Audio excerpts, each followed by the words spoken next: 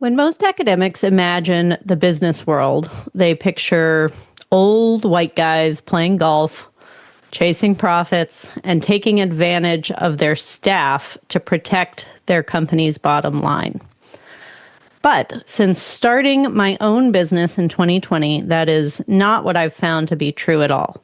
In fact, the online business world that I stepped into is filled with women in particular who are kind, collaborative, and values-driven. Today, I want to talk about why that's such a shock for those of us coming out of academia and why it might just change your life. Before we get to the episode, I have a small ask for you. I'm currently writing a book about my journey out of academia and into online business. And in part of the book, I'm going to discuss why so many of us burn out in higher ed. From talking to hundreds of you over the years, I have a good sense of what's happening, but like a good social scientist, I want to collect better data. So here's my ask. If you are considering leaving academia because you feel burnt out and over it, or if you left already because you experienced these struggles, I'd love to talk with you. While I might use your stories and quotes from our conversation in my book, everything that you tell me will be completely anonymous. I'll use a vague descriptor like associate professor in the social sciences in the United States or something like that. In exchange, I'm happy to answer your questions about leaving academia and starting your business. If you're willing to talk with me, please go to acadiaediting.com/chat for more info. Thanks for your help. Welcome to Leaving Academia, Becoming a Freelance Editor, the podcast. I'm your host, Paulina. In 2019, I was a political science professor who was fed up with the stress and hostility of academia, not to mention the low pay. I left my tenure-track job and went from barely surviving to thriving as a freelance academic editor. Today, I own Acadia Editing Services, an editing and coaching business that brings in 6 figures a year. In this podcast, I'll discuss the challenges of academia, what academic editing involves, and what life as a freelancer looks like. If you're willing to jump outside your comfort zone, it is possible to find joy, true flexibility, and a profitable and rewarding career as an academic editor. Thanks for listening.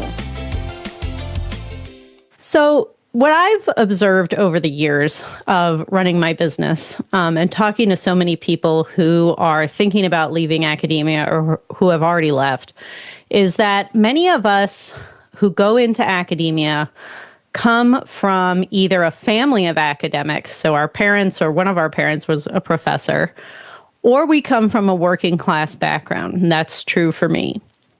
We see a job as a professor as a safety net, as a way to secure a stable income and benefits, and to have a future free of financial worries for ourselves and our families.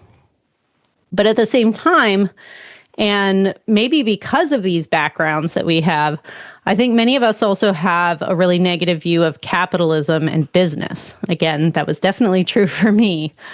And so once we enter academia, we're also socialized to see business as greedy and exploitative and characterized by brutal competition. We see business owners and CEOs as selfish and self-serving and unconcerned with the living conditions of people in their own country or around the world. And we view the business world as a place where money matters more than people.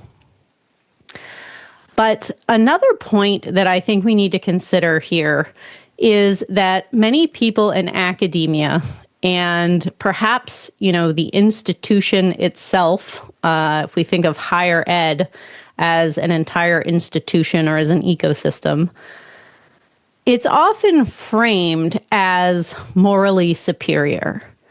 And so we tell ourselves that academia is about ideas and not profits. We tell ourselves that it's about service and not selfishness. And our job, our vocation is about serving the next generation of leaders, our students. And everything that we do, we pour ourselves into this business to make the world a better place, right? That's the goal. But if you've spent any time in academia, you know that this is largely a story that we're told by administrators and longer-serving senior faculty who have an interest in perpetuating the system the way that it is. The low pay, the burdens of work that are piled on junior faculty, and particularly women and BIPOC faculty and staff. And the system works for them. It's worked for them for a long time. Now, I 100% agree that many businesses are run in these ways by greedy CEOs who just want to make piles of money.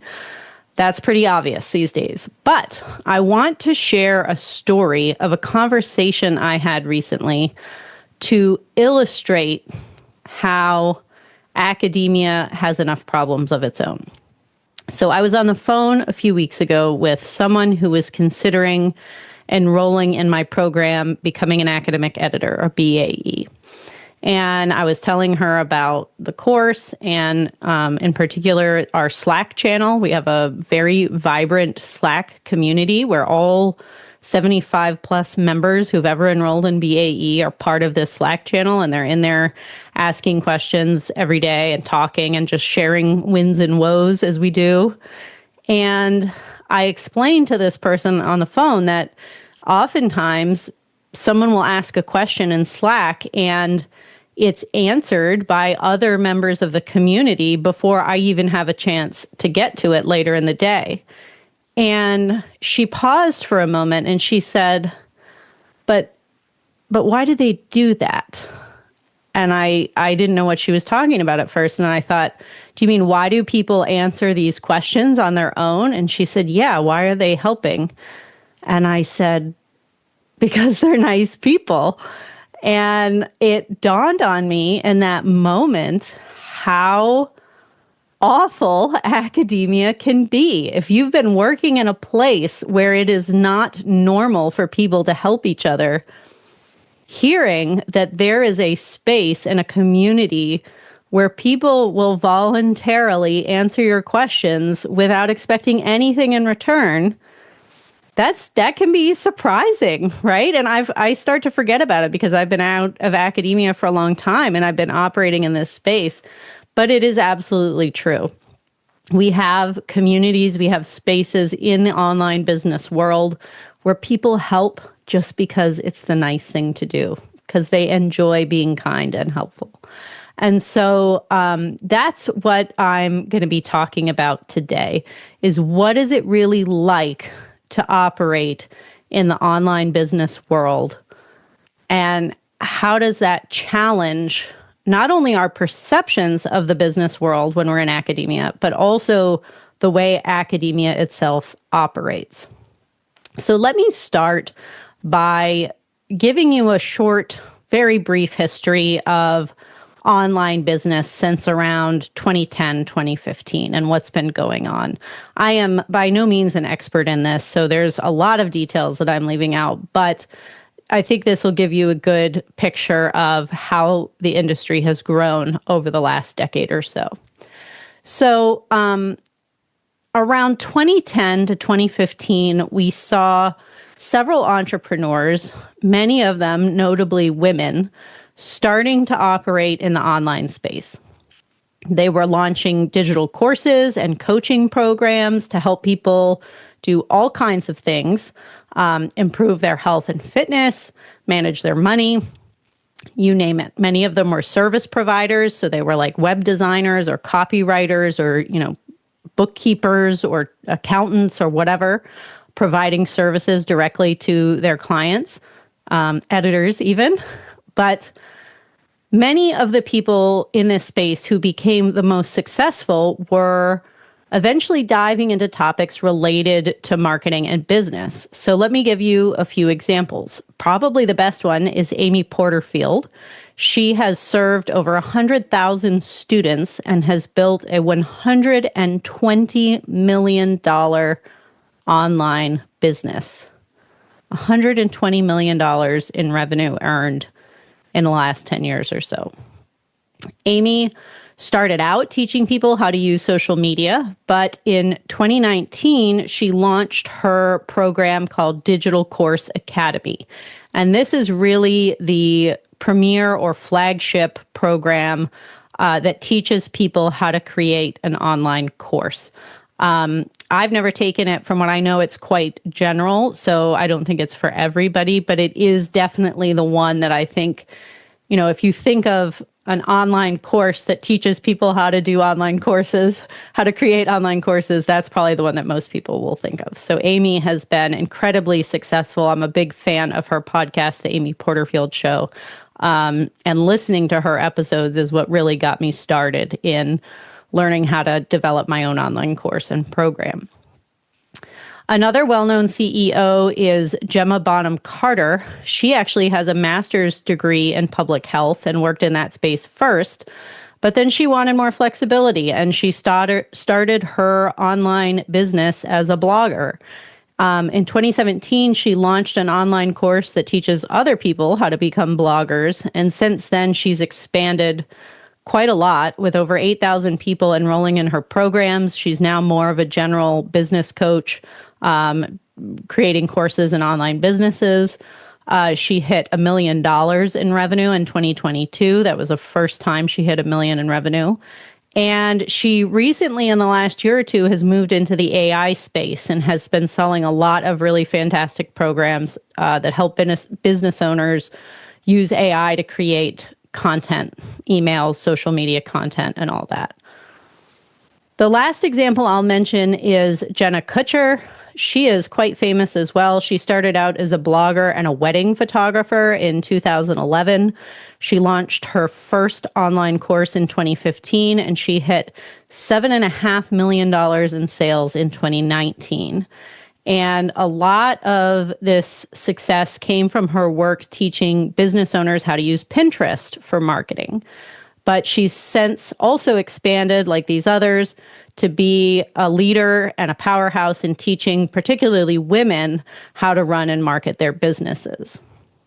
And so these are just a few examples of the people who were the early movers and shakers in this online business space in the 2010 to 2020 range. As we know, in 2020 and during COVID, many people lost their jobs. They were on lockdown. They had some extra money to spend and the time and opportunity to explore possible new side hustles or careers. This is when the online course space exploded. And I was just starting out as an editor in 2020, so I wasn't part of this yet. But I've heard many course creators say that the 2020 to 23 period was like winning the lottery. If you had an online course to sell during that time, you were golden. People were buying up courses like crazy. And I think this is when many women in particular started to realize that they really could go into business for themselves, that they could quit their day job, they could replace their salary or earn even more money than they did in their day job, and yet still work far fewer hours, making their own schedule, being able to stop working early in the afternoon to do school pickup, or they could live wherever they wanted because they have a business that gives them that flexibility. So in the last 5 years or so, we've seen this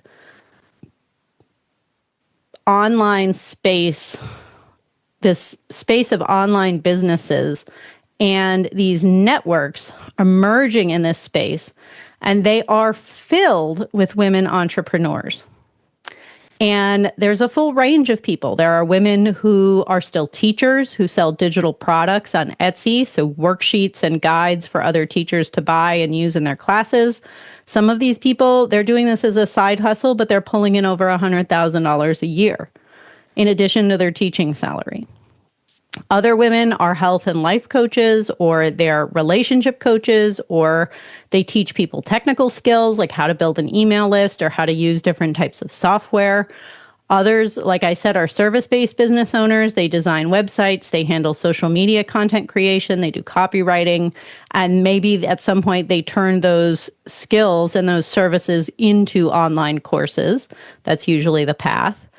And other people like me are in the career coaching space. So I teach academics how to build their dream business using the skills they already have. So really, the sky is the limit, and the list can go on in this space of what you can do with your existing skills.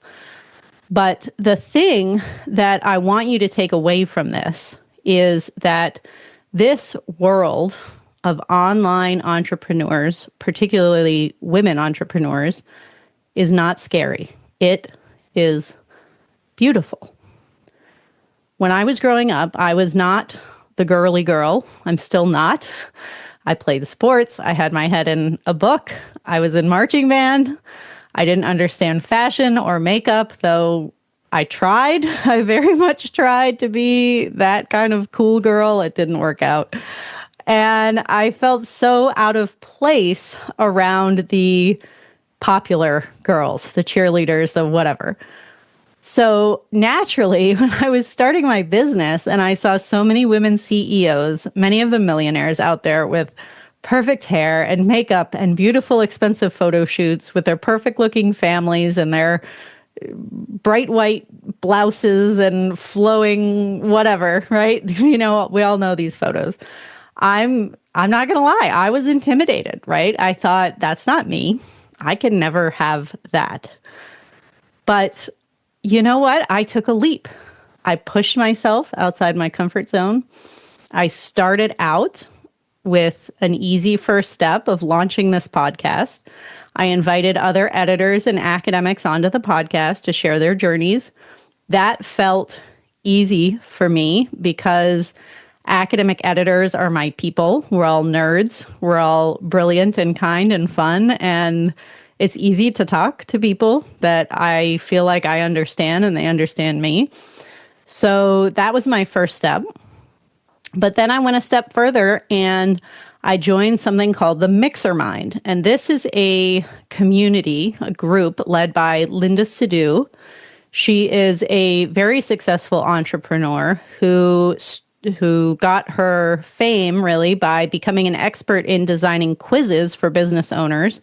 So, I could have you come to my website and say, take this quiz to see if you'd make a good academic editor, and I'll email you the results. That's something that we call a lead magnet. And so Linda got famous for helping business owners design quizzes like that to bring in traffic to their websites and to their email lists. But Linda is also someone who's what we call a super connector.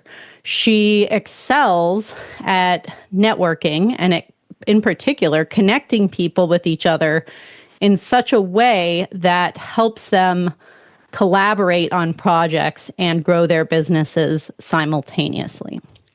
And that's what the MixerMind is. It's a year-long program that is essentially a community of entrepreneurs. It's open to any business owners that have established businesses, but it just so happens that out of the 150 members, all but one are women. So when I joined this group last fall, I knew that I would be in basically a group full of women, but I assumed that I would be the only academic there. And I felt nervous about joining a space of people who were business owners. I felt like I'd be the odd, weird, nerdy person out, and I'd be surrounded by all of these beautiful women with their fancy websites and their multi-million-dollar businesses and their gorgeous flowing hair. Well, I was wrong. There are about a dozen women in this group that I've connected with personally who have an academic background. And in fact, you've heard from some of them right here on this podcast, and several of them have given workshops to my community, to BAE. Jen Liddy, Laura Jawad, Nada Salvatori, all of these women are former academics, professors, scholars. They are all now incredibly successful. They are kind. They are beautiful women who are very welcoming to people like me who are new to this space.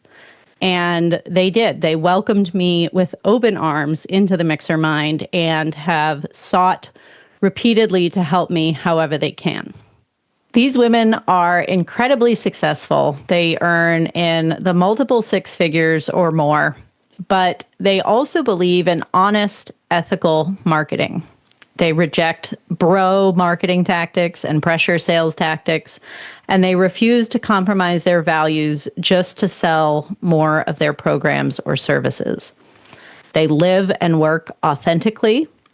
They embrace who they are, and they refuse to reshape or to mold themselves to some image of what it means to be an entrepreneur. And these women that I've gotten to know, and many more in this online space, they are reshaping the business world.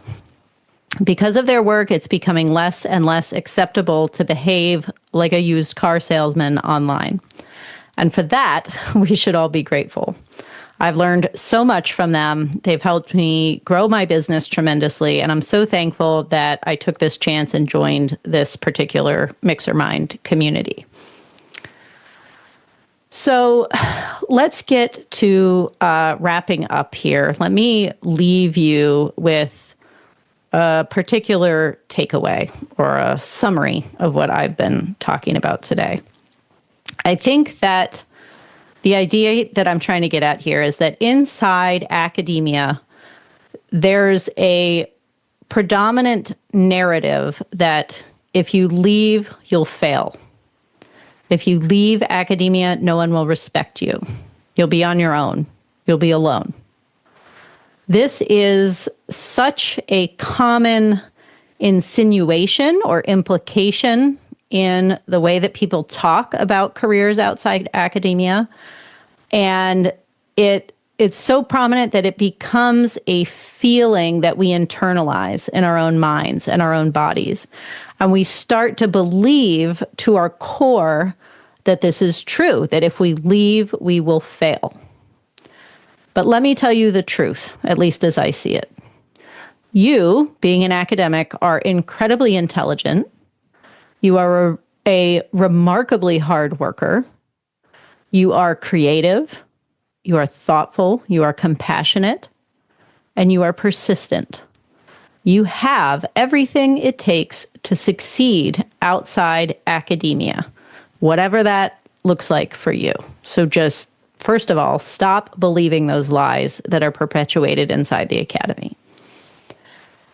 In contrast to that environment, when you are outside academia, people want you to succeed. Do we business owners worry about our competition? Yes, of course we do, sometimes. Do I worry that somebody's going to come up with a course to teach people to become academic editors and coaches and just blow me out of the water? Yeah, that crosses my mind occasionally, but it's a worry, right? It's an anxiety. It's not real. And when you have an online business, you know that there are millions of people out there who are looking for the type of help that you provide. Some of them will like you. They will love what you talk about. They will love your personality and your style. Others will prefer your quote unquote competition, right? We all, as individuals, have a unique flavor. We have a unique personality. We have a unique way of speaking, of presenting ourselves on camera or on audio or whatever. And there are enough fish in the sea to go around for all of us. And so what I've found in this space is that we don't compete. We don't tear each other down. We help each other. We know that potential clients or customers will choose us not because we're bad-mouthing somebody else or saying that they're not providing good services or whatever. The clients or the customers will choose us because of whatever it is that we're offering and that we're putting out into the world. Whatever our message is, whatever our style and our personality is. Someone hires me or enrolls in my program because they connect with the way that I speak, with the messages that I share on this podcast. Whatever I say resonates with them, and they feel like I am the right fit for them, for that client. And I'm sure there are many of you who've listened to this podcast and think, nope, she's not right for me, right?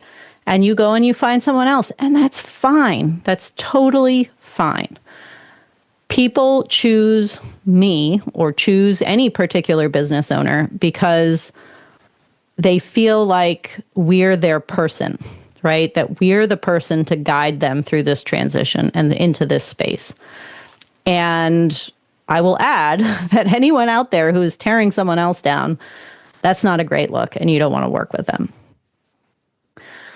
The second point here, when you're moving into online business, is that communities exist that will welcome you with open arms. You've probably felt for a long time that academia is made up of your people, that they get you. I know I felt that way. When I was in graduate school, I felt like I had finally found my people, and I'm good friends with many of them to this day. Academia for a long time feels like it's where you belong. But I promise you, a lot of that is a facade. Sure, I have close friends who are still in academia that I knew when I was in academia. But when I left, there were a lot of people who never talked to me again, who unfriended me on Facebook or LinkedIn, who were angry that I chose my family and my mother-in-law, who was dying of cancer at the time, and my husband and my children over the academic job because it meant that they had to hire an adjunct for the year or they had to do another search. And I have to say, who does that, right? When I say I can't do this job anymore, I have to choose my family and myself and my mental health first. How can anyone be mad at you for that? And if they are, they're not your friend. And so, yes, you have belonged in academia for a long time. It has fit you well. But if you're here and you're listening to this, I suspect that you are outgrowing it, that you are becoming more than what you have been for so long in academia. You are growing, you are spreading your wings, you are becoming more. You are meant for more. And I hope that if that resonates with you, that you will embrace that you will lean into it, even if it's scary. It was scary for me, absolutely. But as I've been showing you, there are communities of us. We exist, us former academics who are now in business. We exist outside of academia, and we're nicer and friendlier and more supportive. So don't let that fear get in the way, right? Finally, when you exit academia and you enter the business world, again, you learn that this is not a zero-sum game. We are, yes, technically, we're all us businesses like this in the same space. We're competing for the same people, right? But it's not a zero-sum game. There's enough people, there are enough clients and customers to go around. There's more than enough. We're not all competing for the same $500 travel grant, right? We're not all grasping for scraps in academia anymore. There are infinite opportunities out there for you to pursue a business, for you to grow a business, for you to evolve in your business. And when you join us in our communities, in our spaces here in the internet business world, we'll cheer you on, we'll support you, we'll lift you up in ways that academia almost never does. And so the core takeaway here, I think, is that, first of all, the business world is not what you think. There are myths that you have believed for a long time, and they're simply not true in this particular online business space anymore. And once you experience this community and this support, you realize that you were never the problem, academia was. So if this, as I said, if this resonates with you, if you feel hope, if you feel inspired, go to acadiaediting.com/map. You can get my free workbook called Map Your Academic Business. It is a series of questions that are intended to help walk you through your thought process of what kind of business you might create. Who do you want to serve? What kind of work do you love to do? Who do you not want to work with? What do you want your day to look like, right? There's a whole bunch of prompts and ideas for you to look through and think about, what might this look like for me if I were to take this leap, if I were to dip my toe in the water and try out creating a side hustle? Or if you've already left academia, if I were to start a business, what might that look like? How might I create a business that fits around my life and around the life that I want to live, instead of forcing myself to live my life in this box that academia has created for me? So go to acadiaediting.com/map, and that will help walk you through. You'll get a sense of what I'm about, of what our program, Becoming an Academic Editor, which of course is about more than becoming an editor. It's about becoming an academic entrepreneur and having a business. You'll learn about our community, our Slack channel, where people ask questions and others freely answer them, happily, kindly, to give support just because they're nice people, as I said earlier. And if you want more info, find me on LinkedIn or on Instagram, and just send me a DM, and I'm happy to chat with you. Thanks for listening. I'll see you next week. If you're unhappy in academia and you think you might be a good editor or writing coach, check out my course, Becoming an Academic Editor. This digital course is paired with a 12-week group coaching program to support you through your decision to leave academia or not, and to start building a profitable and rewarding academic editing business. Learn more by going to acadiaediting.com/become an editor. Thanks again for listening. I'll see you next time.